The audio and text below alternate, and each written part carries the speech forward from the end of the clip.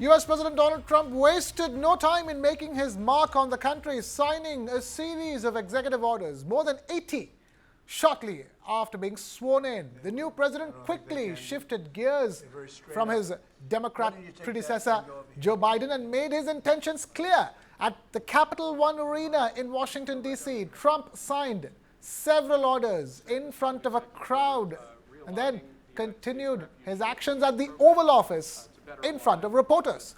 One of the major moves included pardoning 1,500 individuals who were involved in the January 6th Capitol riots attack 4 years ago. In a further display of his hardline stance on immigration, Trump declared a national emergency at the U.S.-Mexico border, targeting illegal immigration, and moved to end birthright citizenship for U.S.-born children of immigrants. While Trump refrained from taking immediate action on economic matters, he indicated that tariffs on Mexico and Canada were on the horizon. Trump also acted swiftly to repeal 78 executive orders from the Biden administration.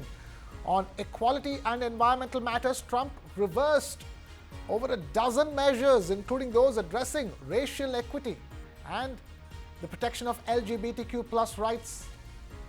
He also repulled the U.S. from the Paris Climate Agreement.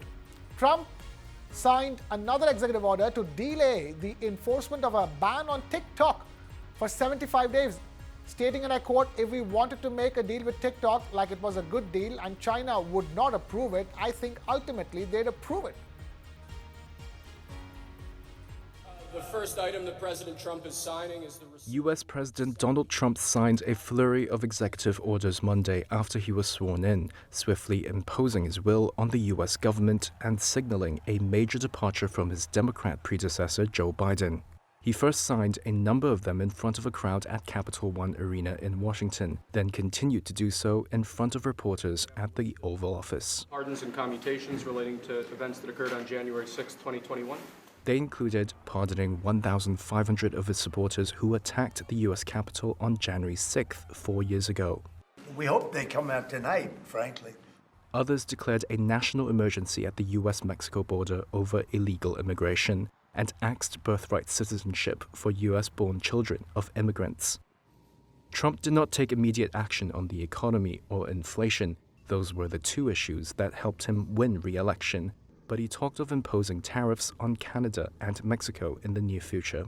We're thinking in terms of 25% on Mexico and Canada because they're allowing vast numbers of people. Canada's a very bad abuser also. Vast numbers of people to come in and fentanyl to come in. I think we'll do it February 1st.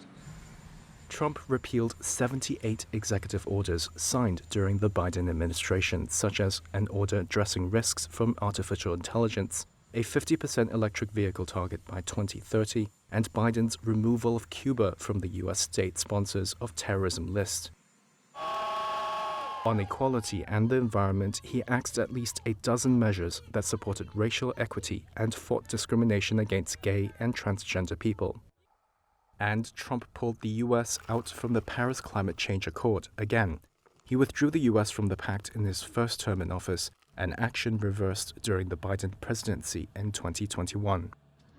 Trump on Monday also signed an executive order to delay the enforcement of a ban on TikTok by 75 days. If we wanted to make a deal with TikTok and it was a good deal and China wouldn't approve it, then I think ultimately they'd approve it because we'd put tariffs on China. Maybe. I'm not saying I would, but you certainly could do that.